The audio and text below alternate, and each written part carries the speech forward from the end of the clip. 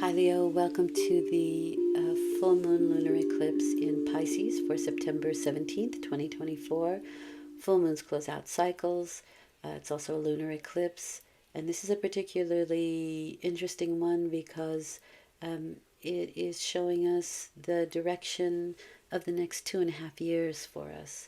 And while this card may look difficult, it's three consciousness dark thoughts, it did come in reverse. And so that's the direction that this reading is going in. And it can be shadows of the mind. It's a number three, so it's things that we create. But like I said, it's reversed, and I think that's a good thing. So I'm just going to not necessarily read from the book, but take out little excerpts because I don't.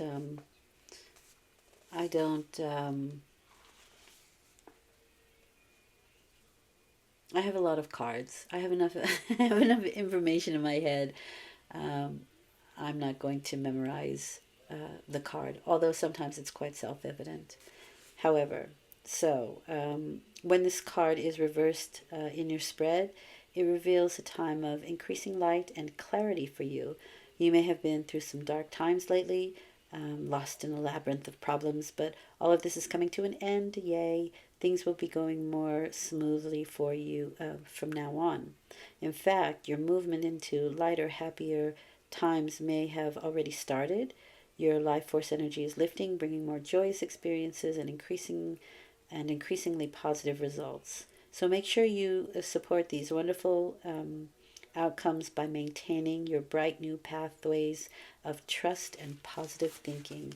That's really, really good, especially since we are going to be dealing with this for the next 2.5 years. So, dark thoughts reversed. Let's see how that pertains to your cards, Leo.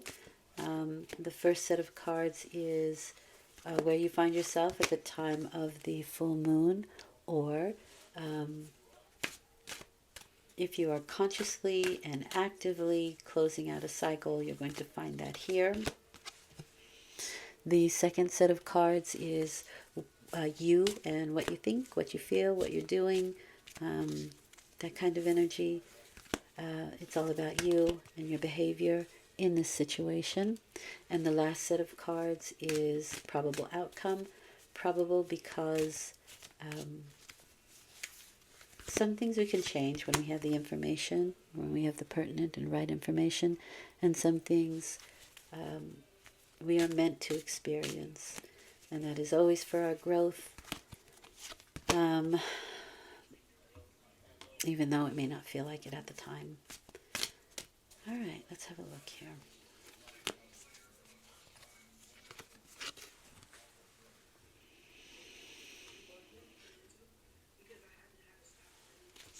Okay.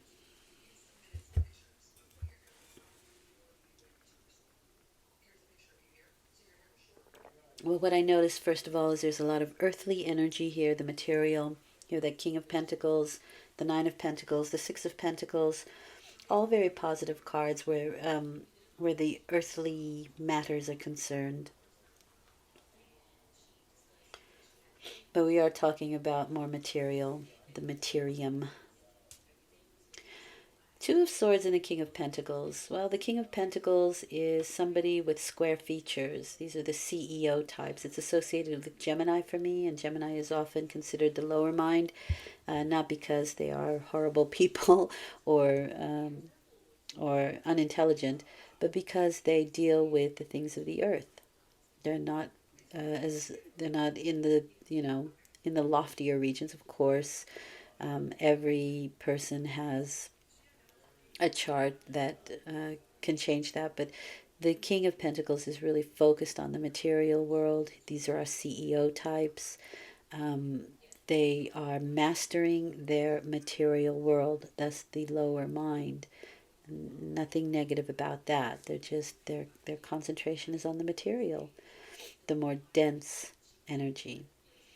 But these people usually get what they don't, they work hard for what they want. They're highly focused on it. So this can be you, or it can be somebody that you know, but there may be some decisions that need to be made in regards to this person, Or again, if you are business or working with whatever physical material, there can be some need to cut something off with that Two of Swords, making some decisions of some sort. This is the moon in Libra, and Libra can have a difficult time in making those decisions because they see both sides of a situation, and so it can be very difficult to figure that out. Um, However, this card does say that no matter what decision you make, you'll always deal with challenges and rewards. Ooh. The second one is the choice card, the lover's card. So this could be romantic. This could be romantic for somebody. It doesn't have to be. These are the three stages of love. The lover's card, it used to be called the choice card. The male being that more base, lustful, sexual energy or choice. The female being the more motherly, romantic, but also familial, love of home, love of country, love of world, whatever. And the angel being the highest choice, which would be compassion and service to humanity. And maybe your choice, one way to make that choice is to decide what level you want to make that choice on. But it does indicate that you are at a fork in the road. And if it isn't you, it might be this King of Pentacles who is at a fork in the road, and perhaps you're helping them, or they're helping you to make this decision, or they're asking you to make this decision. They can be posing this fork in the road, this choice. It's a general reading, so it's different for everybody, but there's certainly a King of Pentacles involved here. You can recognize them by their square features, so you might want to look at their chin or their jaw or their forehead, and even their hands can be square in features. And again, they are highly focused on work, making money. Okay. The Nine of Pentacles and the Ten of Wands is you. And in a way, you may be this King of Pentacles because the Nine of Pentacles is a strong, independent person who, through their own hard work, creates a beautiful life for themselves. It is confidence. It is independence. It's Venus in Virgo. So if there is a choice in romance here, practicalities can come in because Venus, of course, is not that comfortable in the sign of Virgo. Virgo is about the details and it's about the practicalities, but Venus kind of likes those big, showy energies. Pamper me, or make me queen. And Virgo's like, yeah, help me do the dishes. It's that kind of energy, you know what I mean? Like, help me with the practical stuff, do the bookkeeping, and I'll love you forever. That kind of energy. And so you could be the person who's like, what are the practicalities here? What are the details? But it is also possible luxury purchases during this time. Maybe you're making some big luxury purchases. And remember, 2.5 year period. So this King of Pentacles could be making choices now that will help to create a really nice financial independence for the future. That's very possible here. Um, you have the Ten of Wands, so this is taking your responsibilities very seriously, but moving towards the end of these heavy burdens, these heavy responsibilities. And you have 2.5 years to do that. It's kind of like you can see the end in line, but it's like those horror movies where you see the door at the end of the hall, you're running towards it, and it just keeps further and further away.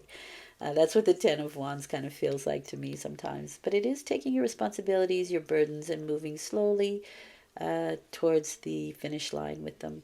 If there are responsibilities that don't belong to you, and you're taking them on, and it is possible for you to give them back to that person, please do, because if you don't, you're kind of cheating them out of a big lesson. And I know it's a lovely thing for you to do that, Leo, but some people have to learn their own responsibilities, and life is responsibilities. So they can have a really great lesson in that, in learning that particular lesson. Did I say lesson too much? I did. And in any case, with that, you have the Six of Swords. Nice. This is moving on. It is taking the lessons that we've learned and kind of examining them from a quieter, calmer, mental and emotional state. It is bringing balance to anything that was unstable. And you do have two sixes here. Actually, you have the Lovers, which is six. You have three sixes, so that is balance, bringing balance. So in the next 2.5 years, you're going to bring balance back to situations. Again, dark thoughts, right? And that can be in regards to all that responsibility that you're carrying. But the Six of Swords really is kind of moving on. And it could actually be actual moving. Maybe you're moving house, maybe you're moving country, or maybe you're just traveling a lot, or you'd like to travel, maybe by water. Being around water would be very calming for you at this time. And in the next 2.5 years, maybe you're saving up to buy a boat or a yacht. Yeah, that big one like Zuckerberg. That would be a luxury purchase, my friend. But in any case, I'm joking. Or, maybe I'm not. However, things are calming down. Your emotional state is calming down and your mental state is calming down. But there is a bit of a resignation with that Six of Swords. It's like resigning yourself to, I got these next 2.5 years to finish things up, and that's just the way it is. So let me calm down and just, put my nose to the grindstone. However, that Nine of Pentacles is really kind of working towards something luxury, and we're kind of the details. The devil is in the details, especially with that Ten of Wands, the responsibilities, blah. Okay, so the outcome, however, is really good because it's the Justice card and it's the Six of Pentacles. The Justice card is telling you that what you put into the situation is what you will give out. And that's really nice because you're putting a lot of energy into this. You're putting a lot of responsibility into it, and you will receive what you're looking for. The thing is, though, that you still have that Six of Pentacles, and so you're still helping out those who have not. If you are looking for financial assistance, however, you may be able to find loans or people to help you out in that area as well. If there's any legal issues, it should find a fair, balanced outcome. I see that twice because, sorry, both the Justice and this card have the scales. So we're really weighing situations, weighing it out and balancing them. Again, you have so much balance here. You also have a lot of Libra energy. You have the Moon in Libra, and this is associated with Libra. And again, that's fair, balanced, karmic energy. So that's why I say the Justice card reminds us of the card of cause and effect. If you help people out, people will help you out. If you give, you receive. And that is the Six of Pentacles as well. And it may even be that King of Pentacles that helps in some way. I feel this kind of energy of being in between. No extreme, right? Just kind of the middle path here. If you know any Buddhism, you'll understand what I mean by that. It's not one way or the other. It's not good or bad. It's walking the middle path, and there you find peace. As the last card, you have the Judgment card. Maybe you have something to say. I really have to keep clearing my throat here. And you're holding it back. You're not saying it. The Judgment card, but it could be judgments, right? It could be something that you're making a judgment on and you really don't want to. I'm glad I said that because it's clearing my throat.